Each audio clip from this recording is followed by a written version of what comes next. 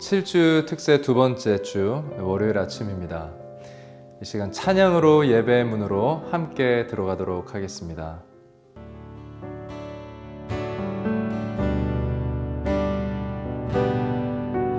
나 무엇과도 주님을 바꾸지 않으리.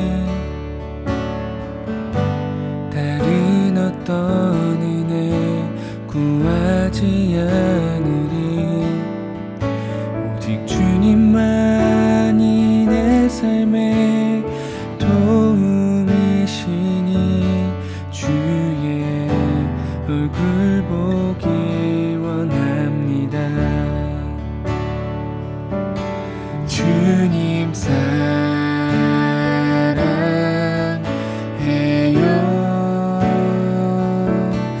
온 맘과 정성 다해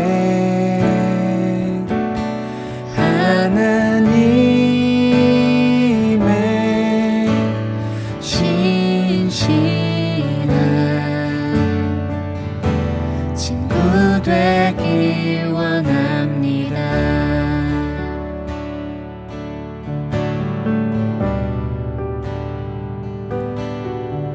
나 무엇과도 주님을 바꾸지 않으리.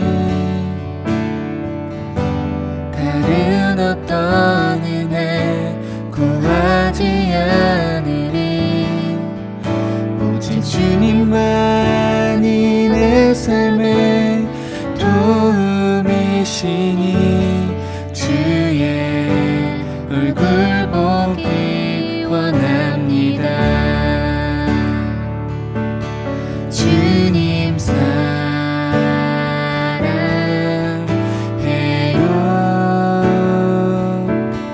온 맘과 정성 다해 하나님의 신실한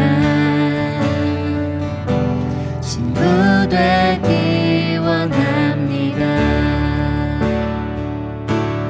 주님 사랑해요.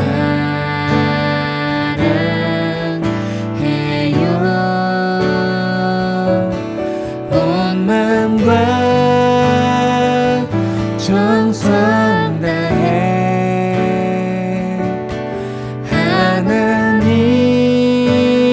하나님의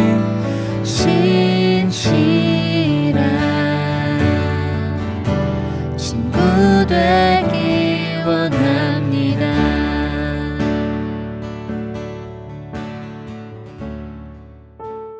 오늘 말씀은 출애굽기 4장 10절부터 17절입니다. 모세가 여호와께 아뢰되 오 주여 나는 본래 말을 잘하지 못하는 자니이다. 주께서 주의 종에게 명령하신 후에도 역시 그러하니 나는 입이 뻣뻣하고 혀가 둔한 자니이다.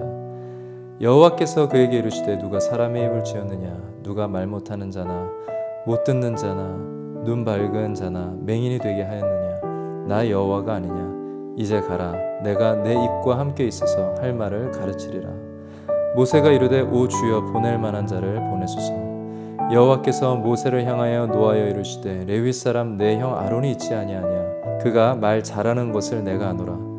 그가 너를 만나러 나오니 그가 너를 볼 때 그의 마음이 기쁨이 있을 것이라. 너는 그에게 말하고 그의 입에 할 말을 주라.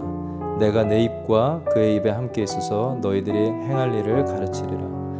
그가 너를 대신하여 백성에게 말할 것이니 그는 내 입을 대신할 것이요 너는 그에게 하나님같이 되리라. 너는 이 지팡이를 손에 잡고 이것으로 이적을 행할지니라. 아멘.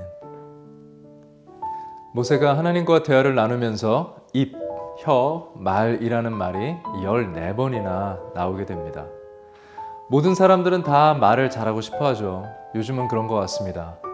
유튜브의 강사들을 보면 정말 말 잘하시는 분들이 많이 나오고 또 스타 강사들을 보게 됩니다.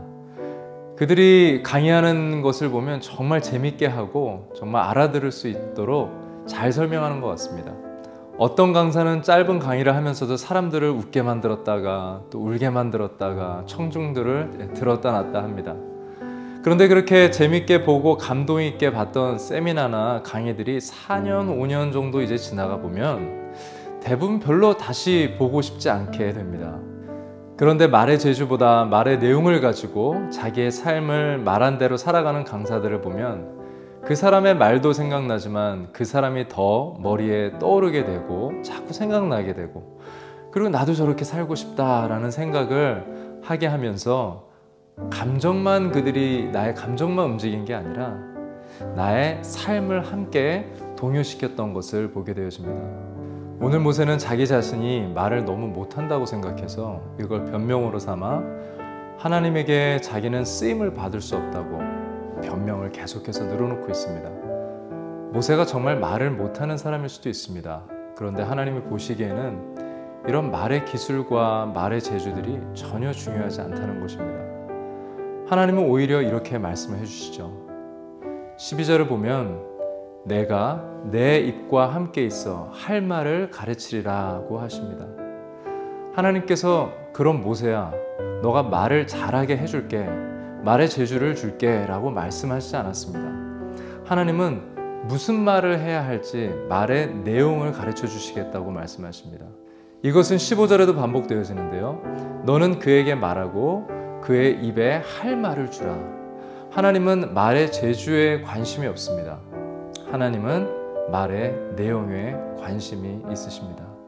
하나님은 오히려 1.1획을 바꾸지 않고 말을 잘 전달하는 것을 중요하게 생각하시지, 괜히 말재주로 말의 내용이 바뀌어지는 것, 그런 것은 더 염려되는 것입니다.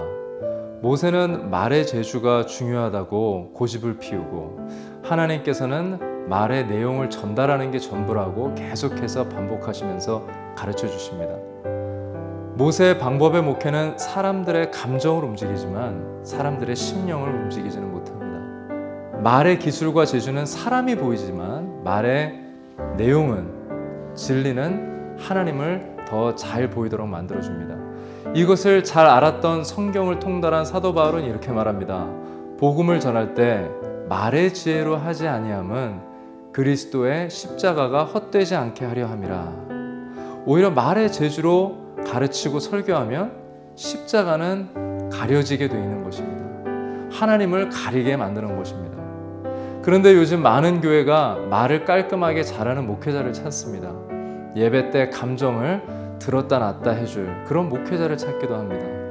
목회자는 그런 성도들의 기대에 부응하기 위해 말씀의 내용보다 말씀을 전달하는 재주, 말의 기술, 이런 것들을 개발합니다. 말을 잘하고 못하는 것은 그렇게 중요하지 않습니다. 말의 내용이 진리인지가 훨씬 더 중요한 것입니다.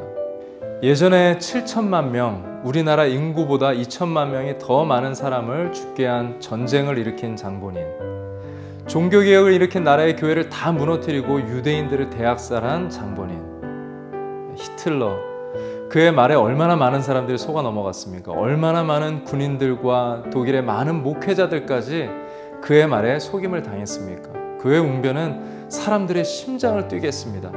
혁명을 일으켰습니다. 그의 말의 죄주 뒤에 숨겨진 말의 내용은 한마디로 죽음 그 자체였습니다. 목회자가 진정 말씀을 가지고 산다면 강단에서만이 아닌 강단 밑에서도 목사처럼 살 수 있을 것입니다. 하지만 목회자가 주일 설교에 부담을 느껴 말의 재주로 어떻게 하면 오늘 사람들에게 감동을 줄 수 있을까라고 말의 재주만 신경 쓴다면 그것은 성도들의 감정을 가지고 장난을 치는 것에 불과하지 않습니다. 전도 또한 말의 능력이 있지 않습니다. 우리는 그리스도를 말의 재주로 전하는 것이 아니라 진리를 전달하는 데 있습니다. 우리 교회의 강단이 성도들의 서로의 대화의 나눔이 상대방에게 감격을 주려는 말의 재주가 아닌 상대방에게 가장 필요한 하나님의 말씀 내용을 말해주는 사람들이 되기를 바랍니다. 오늘 이 시간 우리가 함께 기도할 때 저를 포함한 많은 목회자들을 위해서 기도해 주시기 바랍니다. 바울의 말처럼 말의 지혜로 그리스도의 십자가를 헛되게 하지 않고 하나님의 말씀 내용을 가지고 사는 목회자가 되게 하여 주시옵소서. 우리 이 시간 그렇게 함께 기도하도록 하겠습니다.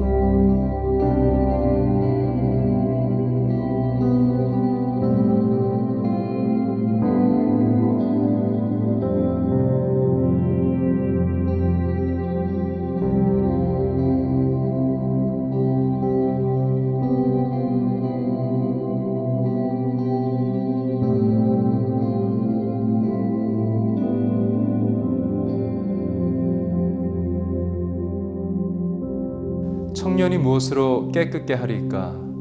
바로 하나님 당신의 말씀입니다. 살아있는 하나님의 말씀은 우리의 영혼의 골수처럼 숨어있는 부분까지 자르시고 치유하시며 어두운 인생길을 비춰주시는 발등상의 빛이십니다. 말씀의 내용보다 말의 재주를 추구하는 시대를 살아가며 우리의 귀가 감정적인 말보다 영적인 말을 사모하게 하여 주소서. 우리를 연약한 상태 그대로 부르셔서 연약함을 다듬어 가시며 사용하시는 하나님을 찬양합니다. 예수님의 이름으로 기도합니다.